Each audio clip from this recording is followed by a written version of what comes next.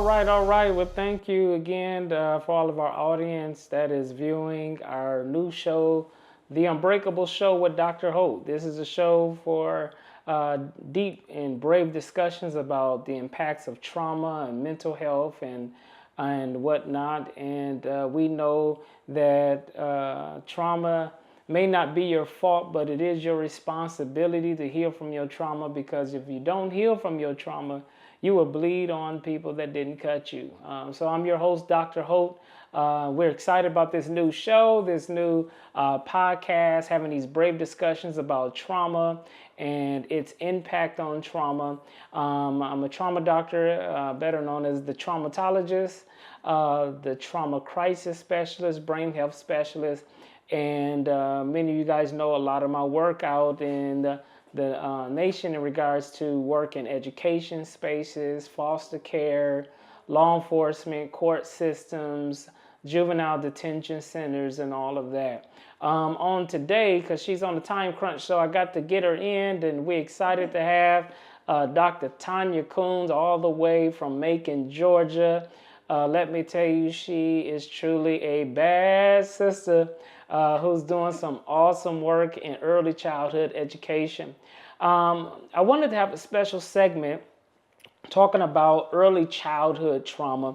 And based on my latest research, we see that when trauma has hit children at early ages, it impacts the brain in many concerning ways. It impacts how kids make decisions, being able to process information in classroom spaces. It also impacts kids on how to stay emotionally regulated.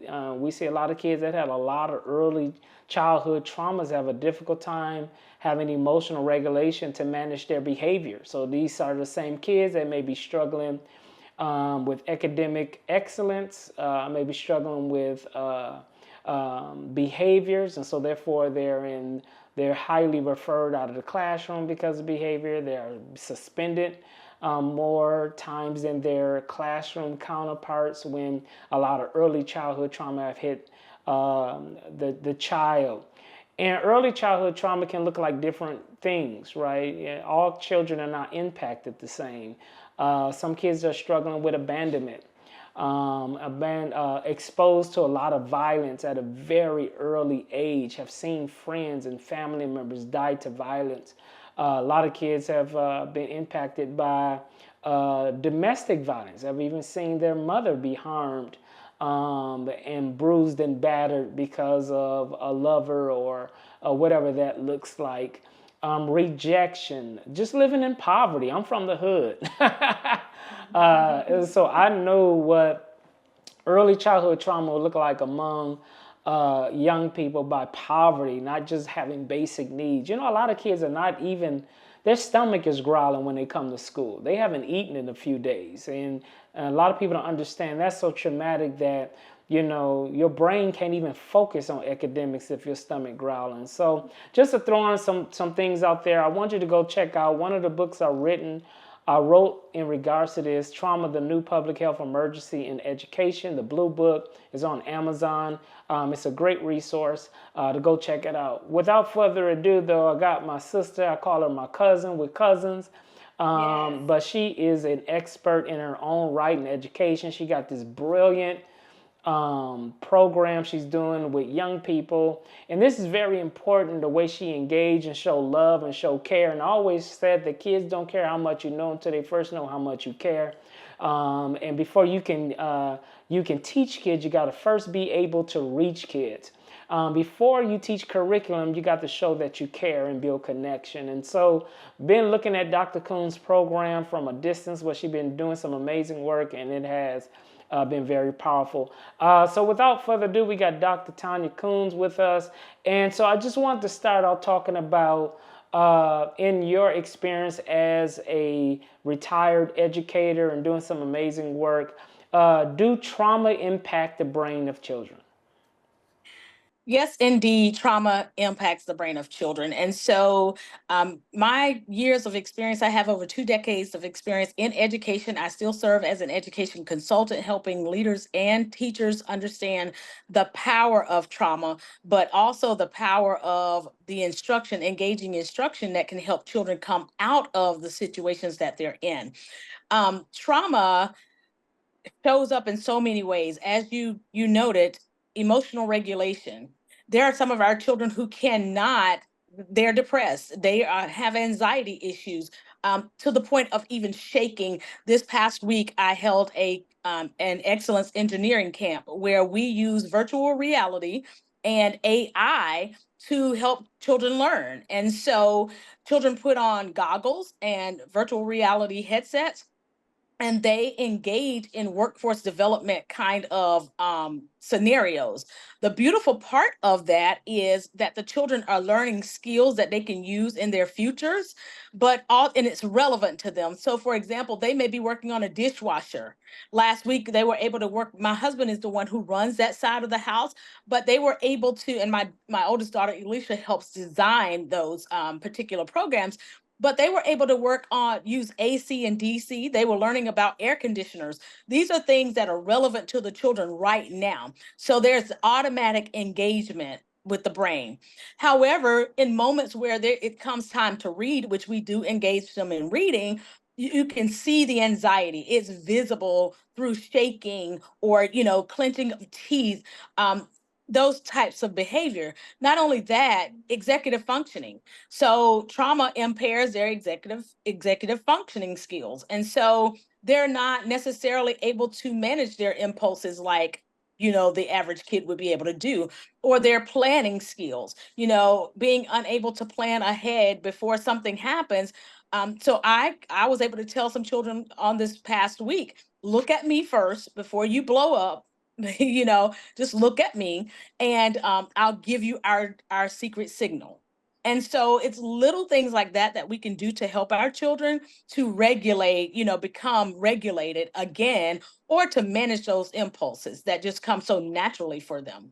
Yeah, so you bring up a great point when we start looking at executive function, how it impacts executive functioning, and it hijacks the frontal lobe and the prefrontal cortex as far as their decision making, their choices. And you kind of like walked into a area that I wanted to pick your brain as an expert educator. Because a lot of times what I see from as a trauma doctor is that a lot of times there's too many misdiagnosed children. And when you don't understand trauma, it's easy to say they have a learning disorder, or it's easy to say that because of their delayed functionality of reading and things like that, they can be ADHD and things of that nature. So, could you just speak into that space about when we don't understand trauma in kids, how we can miss that diagnosis? I'm glad you brought that up. First of all, let me say, being a teacher myself, I just remember when autism was not even a word at that time. And if it was not known to us as educators. I had children who were on the spectrum or exhibited signs of, being on the spectrum, but no training to assist with that. You know what I mean? And so Yeah. um, we can only identify what we know. And so I just look back and I think about the children that I thought, now when I look at the symptoms of autism, they were probably on that spectrum, right?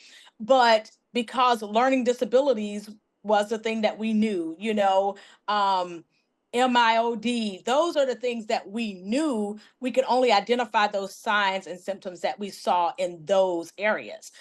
Well, I say that because what I think is happening is that educators aren't trained ahead of time. So you could probably poll, and I don't know if you all have done this, but poll the educators who've been actively trained on trauma and the signs of trauma. So one of the things that I've noticed is that there are gaps in their learning. Yes.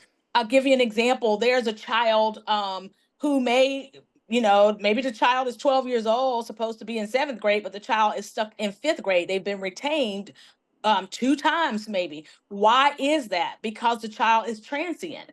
It may not be because the child has a learning disability.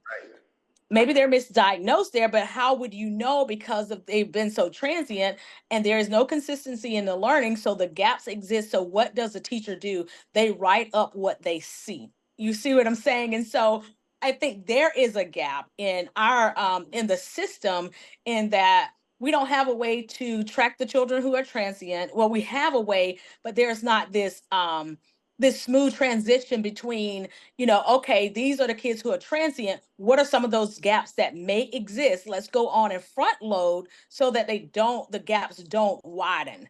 And so, one of the things I would highly recommend is looking at, not tracking them, but looking at kids who are maybe McKinney-Vento, children who they're having to, as soon as their parents get a cheaper rate on rent, they may move to a whole nother, not district, but another section of town. So they end up in another school, and it's their fourth school, and we've only been in school since August. You know what I mean? Those are the kinds of things that we don't necessarily consider. And so when kids lose out on instruction, it creates new gaps. Not only that, if we're looking at trauma, think about the emotional pain. If they've made friends with kids make friends quickly. They can be with a kid one day and say, "Oh, I met a new friend," right? And so we uproot them and move them within 1 month's time. What is that impact? Are we looking at that component of it? You know what I mean? And sadness as a result of being moved and uprooted from their friend. Yeah. You make a great point in regards to that, and what we also see is that kids have a difficult time just processing academics, and I Yeah. think that when we are so quick to say, "Well, you can't learn because you have a learning disorder," and we got to put you on a 504, we got to put you on these different individual plans and things of that nature. And don't get me wrong, I think, in certain circumstances, those plans are very, very appropriate for kids that Mhm. need it. But and this is going to walk into a segment, but when you are trying to instruct kids without developing relationships, you have those wider gaps of just the unknown. Like, you just don't know why you didn't do your homework, and if you had a relationship with a kid, you would have known that they're living in a shelter. So they don't even have a home to do the homework in.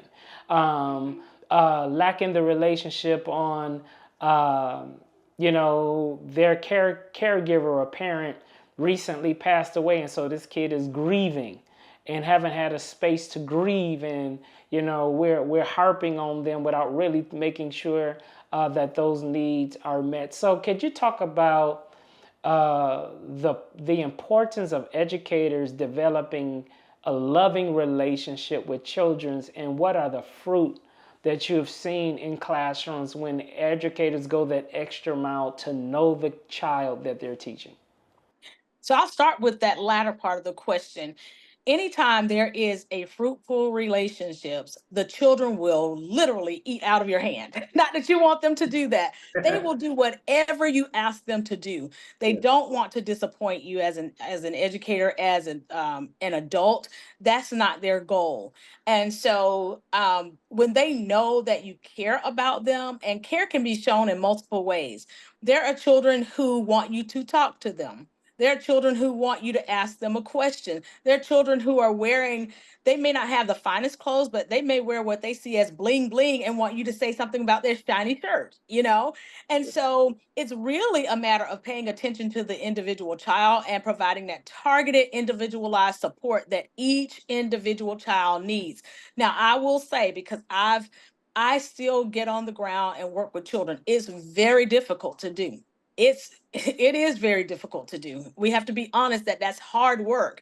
But is it worth it? Yes, it is. Because if our goal is to make sure that the child is learning and engaged and growing and developing academically, then it's worth the time. Because if we don't put that time in to develop those relationships, there are adverse effects from that. And so we end up with the misbehavior, constant misbehavior, the outbursts, emotional outbursts, even snide remarks from children. So you end up with those behaviors that we don't want more if we don't develop the relationships that the children deserve when we really think about it.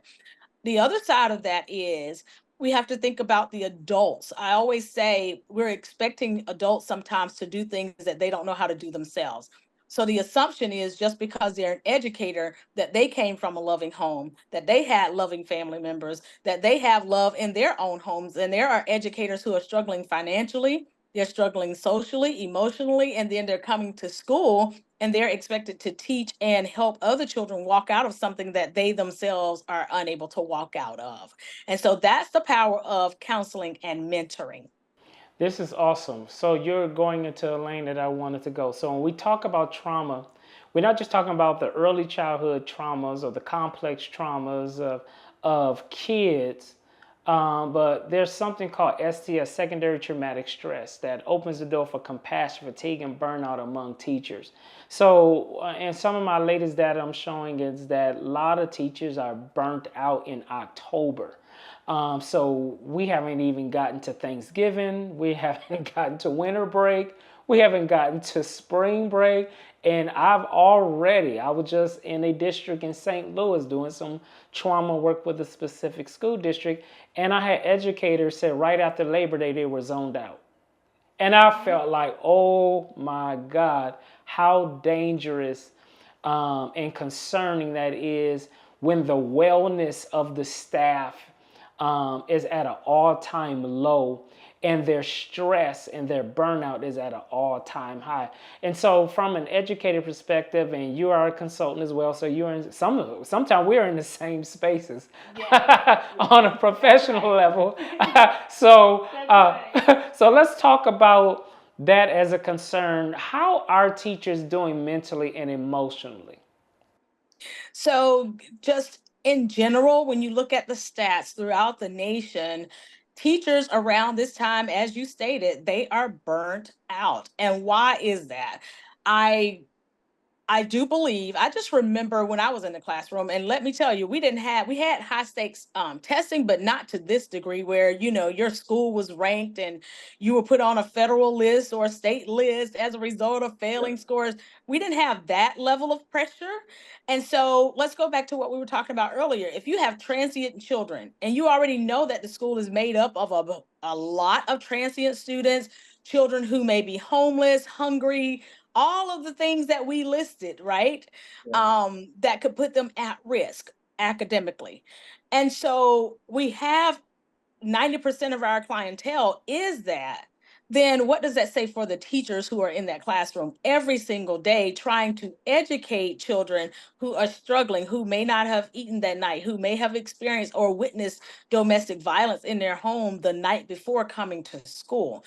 And so, and the teacher doesn't necessarily have a way of knowing that, because keep in mind, many a times the children were not they don't tell on their family members. You could be trying, I've experienced where we're trying to give away food to children, and you may ask them for their address or something like that, and they're very hesitant about giving you any information because they don't want their family members to get in trouble for something, for them to have to move. You know what I mean? So teachers are also facing that level of what and I don't know that this is the term for it, but I see it as a rejection, because they want to help, but they don't know how to help. And when they try to help, the way in which they approach it is rejected. You know what I mean? And so just imagine that happening time and time again. So I can see why by October time frame, they're like, deuces, I'm checking out. You know what I mean? And then when you look at the pay for educators, let's just be honest. Yeah. I remember, thank God, in one of my previous districts, they would pay us once a month. Thank God they're now paying teachers twice a month. And Yeah. I would have some of my family members would be like, well, if you budget, which I did, if you budget, then this would happen and this would happen. But think about that, just the logic of that. Yeah. A paycheck from month to month, and you're asking a teacher, and they don't make that much anyway, comparable to other professionals, and then we're asking them to buy pencils and pens and paper and hand sanitizer and soap. You get what I'm saying? So not only, and they're spending their money. Teachers love to decorate their classroom, so they're not going to skimp on that, which I don't blame them. That's their learning environment that they have to create for the kids. Yeah. But that chips away at their budget, you know what I mean, and at their funding. And they don't have a place. They can't go and say to a shelter or something, well, necessarily, and say, hey, I need money to buy supplies for my kids. Yeah. Yeah. um so So, that so being I think said, that you're speaking into a space as we talk about burnout that it's not just with kids, it's also culture and climate and morale of the building. absolutely. Absolutely. And so you also have to think about leaders. So when we peel it back to teachers, you have leaders who are also struggling, So Yeah. and we assume that just because they're leading that they're healed and they're whole. Right. That may not necessarily be the truth. And so I've heard a saying, and I don't know exactly who wrote the quote, but they say teachers don't leave their jobs, they leave their leaders. They leave people, the Right. people who lead them. And so if you're dealing with a leader who don't know how to build relationships, or they've been traumatized, they haven't dealt with their trauma, then it's just a ripple effect. You see what I'm saying? And so that's why I keep saying, and I advocate for training for educators, specifically for educators, that will help them recognize signs of traumatized children, traumatized adults, so that we can better support one another. And then, provide the support, counseling, and mentoring that is necessary so that they can do well. This is really good because this opens the door to where my work is now. I'm pushing that we shift from trauma informed to trauma resilient wellness as a policy now. Yes. And because you know as well as I know, some districts, some schools, they're getting great training, but it's a check the box kind of mindset. It's like, oh, we did it, let's move on. And Right. it's not as simple as that. Now we got to start even working with the district level human resources in regards to what does trauma resilience look like for us policy. How often do we check on our staff and check on our teachers, check on our principals, who also sometimes working 60 hours a week trying to run their school. Don't put the laptop down till 1 in the morning, then get back up at 6 in the morning and do this whole thing all over again, right? So most definitely the burnout is real. So let's shift it a little bit. So on some of the solutions, I think your program, what I've been viewing and looking at the kids, how they face light up in your program, how engaging they are, the energy can be felt on the participation. I see confidence in your program. I see kids got a lot of swag with it, right? Like they get to be their own individualized person without feeling like uninspired, in your classroom. So let's talk about a little bit on, we know kids got a lot of trauma. I think your program working with kids have brought some solutions to these issues. So what are you seeing that your program, and tell us more about your program, tell us the name of the program, how you came to this, and how is that helping kids that experience a lot of trauma and stress? Okay, I think I'll start with my life. I grew up in the hood, as you say. Anybody who knows Pleasant Hill in Georgia, you can look it up. Like there were even, in the past few years, murders, and it was very, very high. And Yeah. so that was the same as when I was growing up. Now, prior to that, that's where the doctors, the lawyers, all the Black doctors, lawyers, all of them came out of that area. But of course, over time, it became the area where it was infested with violence.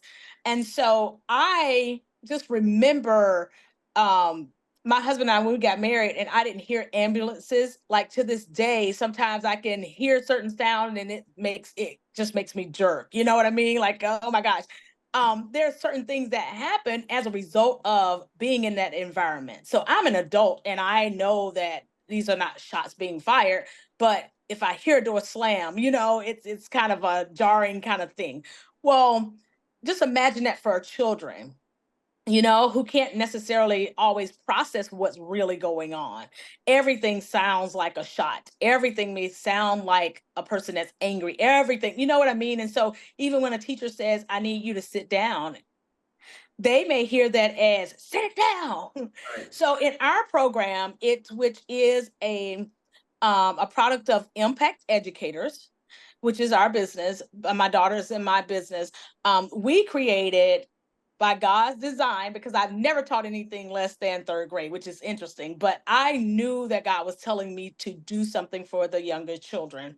And it was primarily because of what we were offering to my own grandchildren, and other children didn't have access to it. And so I just couldn't live with that. Didn't sit right with me.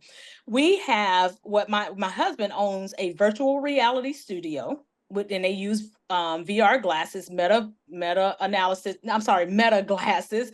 And so I partner with him to bring the workforce development side of things, because here's what I want, what I know. I remember selling candy. I remember making hair bows and selling hair bows. And when kids can make their own money and see the possibilities, then that gives them hope. And just as your shirt says, it's the hope for me. You know what I'm saying? It is the hope. And so, what I want to do is bring hope to children when they can put their hands on a virtual hands on a dishwasher, something that they've seen, they may be fascinated with, but they've never seen it operate. But then once they can go in there virtually and figure out how it operates, imagine 10 years from now when they can put their hands on one and make money for fixing a dishwasher, Yeah. whether it's their career or whether it's on the side, their side hustle. You get what I'm saying? So I want to position young children, and I feel like we wait too late for children of trauma. Yeah. Children who've experienced trauma, we can't afford to wait until they're in high school, Right. in my opinion. So, what I want to do is introduce those skills early on so they become familiar and excited about it. And as you can see, I go live periodically so people can see that they can learn. What has happened is a part of that is literacy. Our program is literacy. And let me tell you, we recently AI school, the School of AI came out September 25th. My husband purchased it, and they've been using it to talk to like Neil Armstrong and Rosa Parks, Yeah. and they're asking, and one of the standards is ask and answer questions, right? At every grade level. So what I've done is just focused on the asking questions, because a lot of times children have been shut down on asking questions. Yeah. And you'd be amazed. I know you've probably seen the live. Those are the ones I go live on, because I want people to see that although they're experiencing trauma, these children are asking valuable questions, higher level questions that we say they need to be asking, but they never get a chance to ask in school. Why? Because we don't think they can do it. And what I'm doing is proving that they can do it, and they will do it. The final thing I'll share with you is one young man just this past week, I gave him the book Alexander and the Terrible, Horrible, No Good, Very Bad Day. That's the way I address emotional trauma in our program. We read books of children who's experiencing things, and Alexander is this humorous kid who, he got gum in his hair and all these things happen. And he's like, I know it's going to be a terrible, horrible, no good, very bad day. So I teach synonyms right there, right? All Yeah. those synonyms. And then I bring in the emotions wheel, and I let them track Alexander's emotions over time, over the course of the book. And then I asked them, how could he have handled when the kids didn't include him in the play? What could Alexander have done? And they immediately know, well, he could have asked, may I play with you all? And if he didn't like something, what could he have done? He could tell them, I don't like the way you treat me. Can you please treat me this way? Because children know how they want to be treated. That's why they don't accept anything, right? So it's the way we designed our program is that we utilize literature to get those emotions out, and then we have the children. What emotion do you experience most often? And so that's when they start talking about anxiety, frustration, irritation. They come up with those words using that wheel. Wow, this is awesome. This is awesome. So one of the things, we see with a lot of our kids, especially children of color, is that a lot of them don't value the power of education. like we should. You know, we're so quick to get them Jordans, we're so quick to get them Xboxes and PlayStations for entertainment, but some of them, they're performing way below in their reading scores. And one of the things that I share when I'm on the road is that many governments will build a prison before they'll build a school. Amen. They will build a prison. The board of supervisors would approve a county jail for billions of dollars before they would ever build a school or invest in an early childhood education program. I always said in my work, if we don't keep kids behind books, the law enforcement will put them behind bars. And I don't think that our community really understand the problem of the school to prison pipeline. So can you just, for a moment, from your educational expertise, share about the danger of kids going through the pipeline of prison from school, or highly being referred out of the classroom, overly suspended, and just missing so much curriculum instruction, disengaging in education, and now they're in incarceration. Can you just speak into the danger and the plight of school to prison pipeline?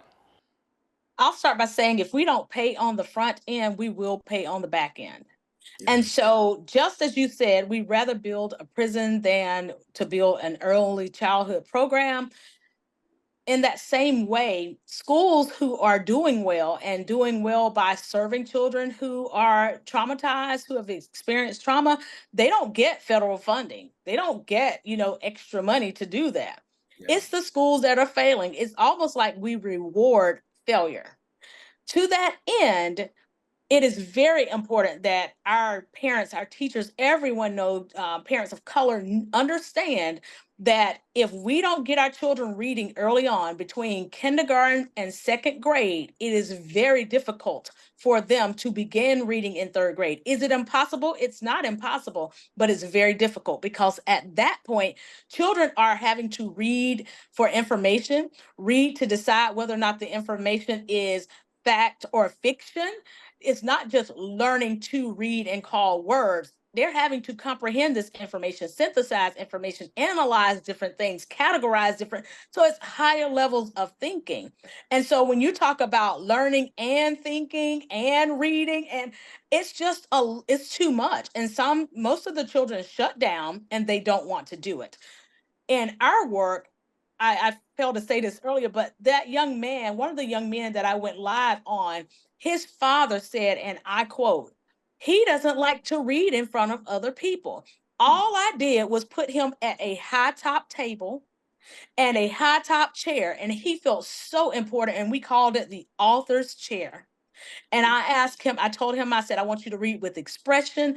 I want you to articulate your words, enunciate your words, and I want you to show the book to the children and stop here and there. If there's laughter involved, then you stop and you laugh and you demonstrate that. And he did that all on his own.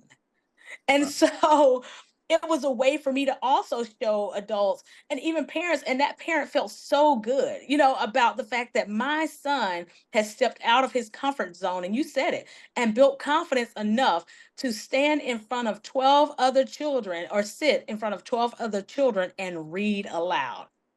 And you know what I mean? Without hesitation. And the other children celebrated him.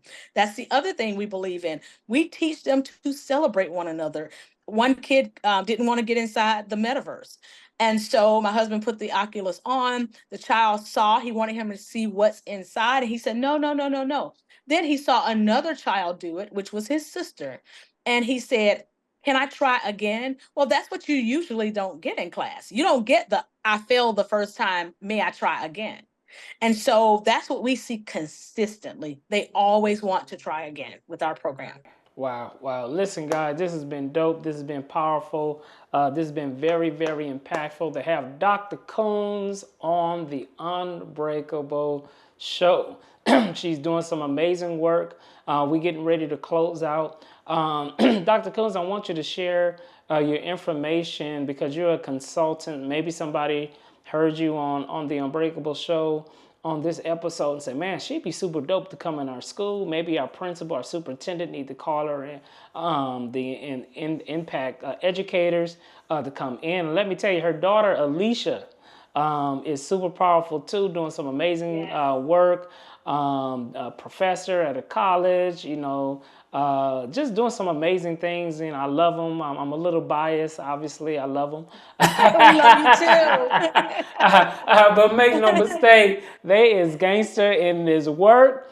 And they are doing some amazing work. So could you just share your information, any books, any merch that you got out there, or a link they can go to your website, check out what you're doing? I just want to give you some time to shout out your stuff. Yes. So, as far as the virtual reality, you can go to Impact XR Academy on Facebook, LinkedIn, and you can see what's being done in that world.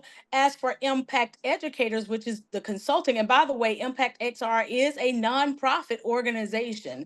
And so we offer courses where they can get certification. And I don't have that number right here in front of me. I'm so sorry, but you can go to Impact XR Academy on Facebook, on LinkedIn, and you can see all of what we're doing there.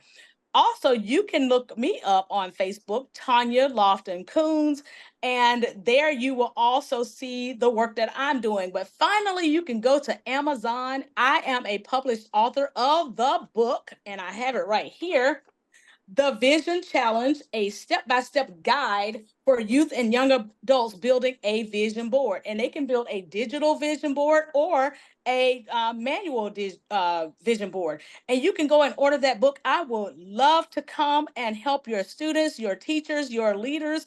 That's exactly what I do. And if you need any references, you can reach out to me, and I will get back in touch with you.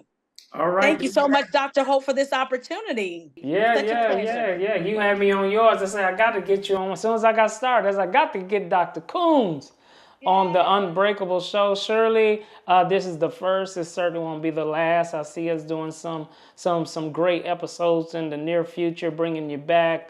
Just talking about this in the education system is huge, and so look forward to bringing you and maybe Alicia. Y'all can come back as a team, and y'all both. Tag team this thing on the Unbreakable show. But look, this has been Dr. Tanya Coons. If you got a conference, you got a workshop, a seminar, maybe your educators need some coaching, maybe your educators need some professional development, professional learning, please reach out to Dr. Coons and her daughter Alicia. They're a great team that can be able to do some amazing things. So again, thank you for coming. Thank you for sharing. This has been another powerful segment in regards to the Unbreakable show. You hear me say it all the time. Trauma may not be your fault, but it's your responsibility to heal from your trauma. Because if you don't heal from your trauma, we're going to continue to bleed on people that didn't cut us. So the good thing is, regardless of many cases of trauma, we can rewire the brain for healing. And if we heal the brain, you can change your life. All right, well, take care, Dr. Coons. Thank you for joining us. I know you got a conference to go back to, but thank you so much for sharing on the Unbreakable show. Take care. You as well. Thank you. Bye-bye. Bye-bye.